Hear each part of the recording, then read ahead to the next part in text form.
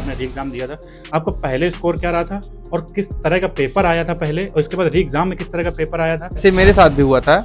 मतलब मेरे आईपीसी की धारा 323, 504, 506 गाली गलौज और मारपीट की। खुद को वहाँ पे रखिए और उस हिसाब से जो जनता के हित पे हो, नैतिक रूप से सही हो। ऐसे सॉल्व करेंगे तो आपका स्कोर बढ़िया होगा और आप टाइम को देखते हुए आप। जय हिंद दोस्तों, मैं आपका एक बार फिर से स्वागत करता हूं अपने यूट्यूब चैनल सक्सेस विद अमन में।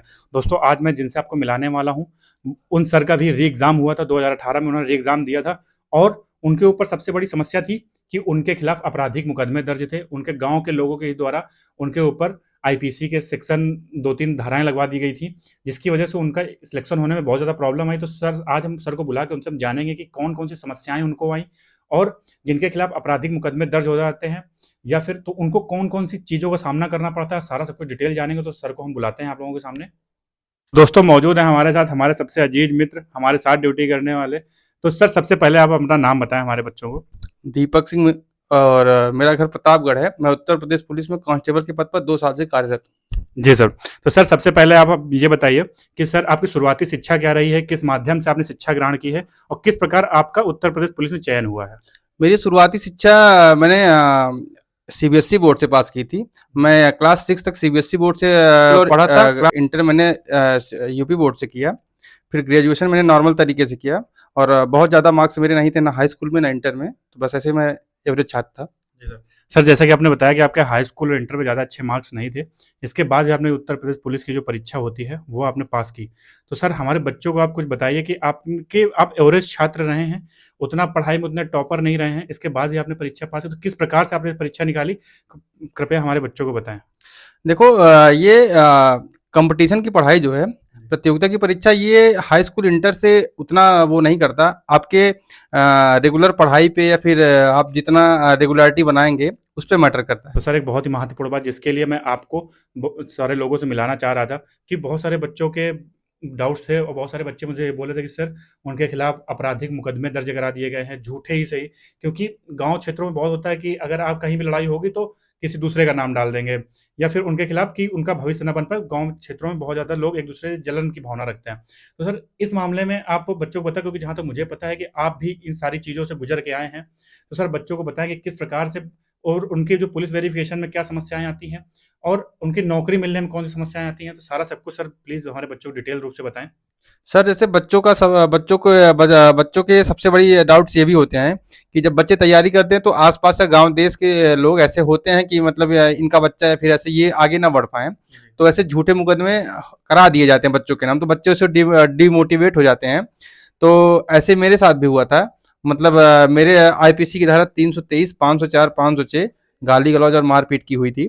तो जब आपका ये पुलिस वेरिफिकेशन होगा तो ये आपसे पूछते हैं कि हाँ क्या ऐसे था, तो मैंने उसमें नहीं कर दिया था। तो उसमें मुझसे ये गलती हुई थी। जब ये बाद में विवेचना हुई तो उसमें मेरा मतलब मैं उपस्थित नहीं था।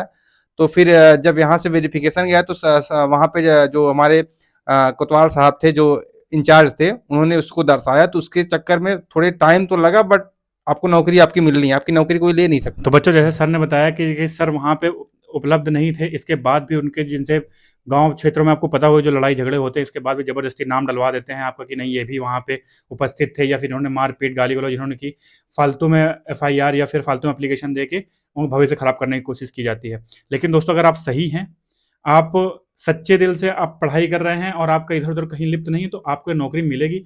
जैसे सर के साथ हुआ कि सर का लेट हुआ, हम लोगों के साथ में सर थोड़ा सा लेट आए, ट्रेनिंग इनकी थोड़ी सी लेट स्टार्ट हुई, लेकिन इनका सिलेक्शन हुआ क्योंकि सर उन लड़ाई झगड़ों में लिप्त नहीं थे, ना ही उन्होंने कोई गाली गलौज की। इसके तो पूरी विवेचना हुई, पूरे पुलिस वेरिफिकेशन हुआ सही से, इसके बाद भी सर वहाँ पे आए। तो दोस्तों, आपको घबराना नहीं है। अगर आपके खिलाफ भी कोई एप्लीकेशन या फिर कोई झूठा केस आपके ऊपर फाइल किया जाता है, इसके बाद अगर आप सही हैं तो आपका सिलेक्शन। तो सर, हम आपसे ये जानना चाहेंगे कि इस बार बच्चों का री एग्ज़ाम है, बच्चों का पेपर कैंसिल हुआ है और आप, जैसा कि मुझे पता है कि आपने भी री एग्ज़ाम दिया था, जो 2018 में जो वैकेंसी 41,000 वैकेंसी आई थी उसमें आपने री एग्ज़ाम दिया था। आपका पहले स्कोर क्या रहा था और किस तरह का पेपर आया था पहले, और इसके बाद री एग्ज़ाम में किस तरह का पेपर आया था? सर, वो आपसे जानना चाहेंगे कि क्या पेपर थोड़ा हार्ड आया था जब री एग्ज़ाम हुआ था, या फिर उसी लेवल में आया था पेपर? किस तरह से पेपर आया था और क्या क्या डिफरेंसेस आपको देखने को मिले थे? 2018 का जो 41,520 आई थी, उसमें मैं सेकंड शिफ्ट में मैंने एग्जाम दिया था। तो उसका एग्जाम री एग्जाम हुआ था। तो जो पहला एग्जाम हुआ था मेरे कंपटीशन का वो पहला एग्जाम था।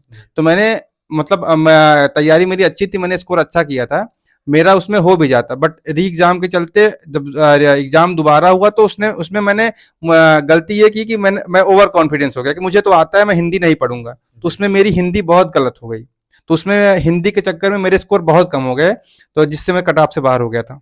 जी सर। कि तो सर अभी जो एग्ज़ाम हुआ था, 1 महीने पहले जो एग्ज़ाम कैंसल हो गया उत्तर प्रदेश पुलिस का, नवंबर में सर नवंबर दिसंबर में नोटिफ़िकेशन आता है, जनवरी में फॉर्म भरे जाते हैं, फरवरी में एग्ज़ाम करा दिया जाता है। बच्चों के पास सिर्फ़ 1 से डेढ़ महीने का समय मिलता है एग्ज़ाम के लिए। बच्चे तैयारी नहीं कर पाते हैं, इसके बावजूद वो एग्ज़ाम देने जाते हैं। सर बच्चों की तैयारी नहीं थी, लेकिन इस बार एग्ज़ाम कैंसल होने के बाद 6 महीने का समय मिला है, उनको भरपूर टाइम मिला हुआ है। लेकिन तो इसके बाद भी बच्चे डिमोटिवेट हो चुके हैं, बच्चे पढ़ाई नहीं कर रहे हैं, बच्चे पढ़ाई से दूर भग रहे हैं। तो सर आप ये बताएँ बच्चों को कि किस प्रकार से अपने पढ़ाई की ओर वापस लौटें? क्योंकि अगर वो पढ़ाई नहीं करेंगे, मेहनत नहीं करेंगे तो ये वर्दी नहीं मिलने वाली, कॉम्पिटिशन बहुत ज़्यादा है। तो हमारे बच्चों को कुछ बताएँ सर? सर जैसे जो नए बच्चे जो इस भर्ती में जो अप्लाई किए थे, तो जैसे कंपटीशन का एग्जाम जब वो नहीं दिए रहते तो उन्हें ये चीज़ की जानकारी होती नहीं। जी। तो उन्होंने जनवरी में फॉर्म भरा और फरवरी लास्ट या मार्च में उन्होंने एग्जाम दिया, 1.5 से 2 महीने के बाद उनके उनके पास टाइम था। फिर एग्जाम कैंसिल हो गया तो उनके पास उनको ये भी पता चल गया कि एग्जाम आता कैसे है, जी। क्वेश्चन का टाइप कैसे आते हैं, उनके पास टाइम भी भरपूर मिल गया है। तो अगर वो मतलब रेगुलर पढ़ेंगे या फिर प्रैक्टिस बराबर करते रहेंगे तो उनके पास बहुत अच्छा मौका है। जी सर। सर इस बार जो क्वेश्चंस आए, उसमें देखा गया कि जो जीएस जीके का पार्ट था उसमें करंट अफेयर काफ़ी पूछी गई। जो करंट पिछले 6 महीना की करंट्स थी, वो पूछी गई और उत्तर प्रदेश से रिलेटेड करंट्स पूछी गई और जीएस जीके में जियोग्राफी का पार्ट काफ़ी पूछा गया। तो सर आप हमसे ये जानना चाहेंगे कि इस बार क्या इम्पोर्टेंट रहने वाला है? किस तरह से क्वेश्चंस बनने वाले हैं और क्या एग्ज़ामिनर पूछने वाला है? क्या करंट अफेयर से क्वेश्चंस बनने वाले हैं फिर से या फिर संविधान में, क्योंकि बच्चों ने इस बार संविधान बहुत अच्छे से पढ़ा लेकिन संविधान को उतने ज़्यादा क्वेश्चन नहीं पूछे गए। तो सर इम्पोर्टेंट सब्जेक्ट क्या है? इम्पोर्टेंट टॉपिक्स कौन से हैं कि कहाँ से क्वेश्चंस बनने वाले हैं? सर जैसे जीएस में करंट से इस समय जो ट्रेंड चल रहा है, इस समय करंट से क्वेश्चन ज्यादा पूछे जाते हैं। जी। और इसमें आपके यूपी स्पेशल से कुछ काफी सवाल जा होंगे, जियोग्राफी से सवाल होंगे और पॉलिटी से भी ठीक ठाक सवाल होंगे। जी। जी। तो सर अब हम आपसे ये जानना चाहेंगे कि आपने किस तरह से करंट अफेयर को फेस किया था, क्योंकि करंट अफेयर बहुत बड़ी प्रॉब्लम है, बच्चे उसको हल्के में लेते हैं, करंट अफेयर नहीं पढ़ते हैं, लेकिन ये बहुत इंपॉर्टेंट रोल प्ले करता है। सर तो हम आपसे ये जानना चाहेंगे आपने करंट अफेयर किस तरह से पढ़ी थी और बच्चों को कब क्या सजेस्ट करेंगे किस तरह से उनको करंट अफेयर पढ़नी चाहिए? सर जैसे करंट अफेयर ये 2 दिन 4 दिन या फिर 1 महीने की तैयारी का ये सब्जेक्ट नहीं है। जी। करंट अफेयर तैयार करने के लिए आपको डेली अपडेट होना पड़ेगा, आपको जी। डेली उसमें थोड़ा थोड़ा करके आपको डेली के करंट अफेयर आपको तैयार करने पड़ेंगे, तब आप जाके किसी एग्जाम में आप मतलब करंट अफेयर की आपकी तैयारी पूर्णतः तैयार हो पाएगी। जी सर। सर अब हम बात करते हैं रीजनिंग की। रीजनिंग के सर 50 से 55 क्वेश्चंस हर बार आते हैं यूपी पुलिस एग्जाम में, इस बार भी पूछे गए और सर सबसे ज़्यादा क्वेश्चंस आपके मेंटल एप्टीट्यूड से, पुलिस प्रणाली के हो गए, जनहित हो गया और बहुत सारे टॉपिक्स हो गए जैसे सांप्रदायिक चीज़ों के बारे में क्वेश्चन पूछे गए, कानून व्यवस्था से क्वेश्चन पूछे गए और इस टाइप के क्वेश्चन पूछे गए कि अगर आप अधिकारी के रूप में तैनात होते, सिचुएशन बेस्ड क्वेश्चन पूछे गए। सर इन वाले क्वेश्चन से बच्चों का बहुत ज़्यादा प्रॉब्लम आई, क्योंकि बच्चे इस स्थिति के लिए तैयार नहीं थे कि इस तरह से क्वेश्चन पूछे जाएँ कि उनको एक अधिकारी के रूप में तैनात कर दिया जाएगा। तो सर इस तरह के क्वेश्चन के लिए बच्चे क्या करें और किस तरह से तैयारी करें? तो जैसे इस टाइप के क्वेश्चन आते हैं तो आपको उस जगह पे आप प्रेजेंट रहना है, आपको वहां पे उपस्थित होके आप अपने आप को खुद को अधिकारी के रूप में जो जनता के हित में जो कार्य हो, जी। आपको वो सोच के उस हिसाब से आपको मतलब जनता के हित में सोच के आपको उस हिसाब से अपना देना है। जी।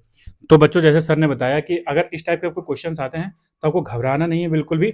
आप खुद को उस जगह पे जो क्वेश्चन पे बोल रहे हैं कि अगर आप एक अधिकारी के रूप में, आप एक थाना प्रभारी के रूप में, आप एक चिकित्सक के रूप में, जिस भी अधिकारी के रूप में आपको वहाँ पे क्वेश्चन में बोला जा रहा है, आप खुद को वहाँ पे रखिए और उस हिसाब से जो जनता के हित पे हो, नैतिक रूप से सही हो, आप उस तरह से आपको आंसर देना है। और दोस्तों इस टाइप के क्वेश्चन मैंने करा रखे हैं, अगर आपने मेरी पुरानी वीडियोस देखी होगी तो आपको पता होगा इस टाइप के क्वेश्चन मैंने 2 क्लासें पूरी लेके करा रखी हैं। आप जाके देख लीजिएगा उनको। सर हम आपसे ये जानना चाहेंगे कि अब बच्चों को अभी 3 से 4 महीने का समय बाकी है उनके पास, तो उनको मॉक टेस्ट किस प्रकार से लगाना चाहिए? क्या अभी से उनको मॉक टेस्ट लगाना स्टार्ट कर देना चाहिए, online per day mock test लगाना चाहिए? या फिर उनको हफ्ता एक मतलब सप्ताह wise mock test, weekly mock test लगाना चाहिए? और या फिर जो ऑफलाइन ऑफलाइन जो प्रैक्टिस सेट आते हैं सर, वो ओमार सीट पे प्रैक्टिस करें, किस प्रकार से उनका मॉक टेस्ट क्या रहने वाला, प्रैक्टिस सेट प्रैक्टिस किस प्रकार से करें, क्योंकि ज़्यादातर बच्चों का जो सब्जेक्ट है वो तो उन्होंने पढ़ रखा है, उनको प्रैक्टिस की ज़रूरत है, और जहाँ उन्होंने प्रैक्टिस अपनी कम की वहीं से वो कंपटीशन में पीछे हो जाएंगे। तो सर इसमें मॉक टेस्ट में और प्रैक्टिस के बारे में आपका क्या बताना चाहेंगे बच्चों को? काफी बच्चे ऐसे हैं जिनकी तैयारी बहुत अच्छी है, बट वो एग्जाम में जाने के बाद वो उतना स्कोर कर नहीं पाते, उनके पास टाइम की प्रॉब्लम होती है। तो अभी आपके पास टाइम बहुत है, और आप अभी मतलब रेगुलर से पढ़िए। आप अभी संडे को, हर संडे को आप अपना शेड्यूल फिक्स करिए, हर संडे को आप एक मॉक टेस्ट दीजिए। हाँ, तो अभी आप प्रैक्टिस सेट ज़्यादा सॉल्व कर सकते हैं, क्योंकि क्वेश्चन ऑफलाइन एग्जाम ऑफलाइन होने हैं। तो आप अगर ऐसे सॉल्व करेंगे तो आपका स्कोर बढ़िया होगा, और आप टाइम को देखते हुए आप सॉल्व करेंगे तो आपका स्कोर बढ़िया होगा। सर अब सर वीडियो खत्म करने से पहले सर हम आपसे ये जानना चाहेंगे कि जब आप वर्दी पहन के अपने घर गए तो आपके घर का क्या माहौल था, आपके दोस्तों के क्या रिएक्शन था, आपके रिश्तेदारों का क्या रिएक्शन था, सर हम ये जानना चाहेंगे। सर वहां से जब आप यहाँ से जब आप घर से यहाँ आए थे, फिर यहाँ से जब आप घर जाएंगे तो सब कुछ बहुत बदल जाता है। आपको रिस्पेक्ट मिलने लगती है, आपको समाज में सब अच्छे नजरिए से देखने लगते हैं। आपने जो गलती से गलत काम किए हैं वो भी आपको सबको अच्छा लगने लगता है। तो ये चीज है कि आप अगर अब अभी आपके पास टाइम है, आप अच्छे से तैयारी करिए। आपका घर, आपके परिवार, रिश्तेदार सब आपको अच्छे नजरिए से देखेंगे जी। तो सर अब आपसे एक क्वेश्चन और पूछना चाहेंगे कि बच्चे इतने से पढ़ाई से बिल्कुल दूर भग चुके हैं, उनके अंदर डिमोटिवेशन आ गया है, अब उनको चाह के भी वो पढ़ाई कर नहीं पा रहे हैं। तो सर कुछ मोटिवेशन के रूप में बच्चों को कुछ बताएं, कुछ कि किस तरह से वो अपनी पढ़ाई की ओर वापस लौटें और फिर से उसी रफ्तार से उसी जज्बे के साथ में अपनी पढ़ाई स्टार्ट करें। जो बच्चे डिमोटिवेट हैं उनके लिए मैं ये बोलना चाहूंगा कि समस्याएं, प्रॉब्लम्स तो घर में, आपके एग्जाम में, ये तो हमेशा से आती हैं और आती रहेंगी। तो आपको अच्छा करने के लिए आपको मेहनत करनी पड़ेगी। वर्दी इतनी आसानी से आपको नहीं मिलने वाली। आपको अगर समाज में अपना मतलब मान सम्मान बढ़ाना है तो आपको अच्छा करना पड़ेगा। और मैं लास्ट में जाते जाते एक शब्द बोलूंगा कि मिल जाएगी मंजिल भटकते भटकते, गुमराह तो वो हैं जो घर से निकले नहीं हैं। जी सर। तो सर बहुत बहुत धन्यवाद हमारे साथ जुड़ने के लिए, हमारे बच्चों को मोटिवेट करने के लिए। जो बच्चों की जो आग जो थी वर्दी पारी वो ठंडी हो चुकी तो उसको फिर से जलाने के लिए। तो सर बहुत बहुत धन्यवाद हमारे साथ जुड़ने के लिए। Thank you sir. तो धन्यवाद दोस्तों हमारे साथ जुड़े रहने के लिए। अगर आपको वीडियो पसंद आई हो तो प्लीज़ वीडियो को लाइक करें, सब्सक्राइब करें और ज़्यादा से ज़्यादा लोगों तक शेयर करें। और धन्यवाद दोस्तों, जय हिंद।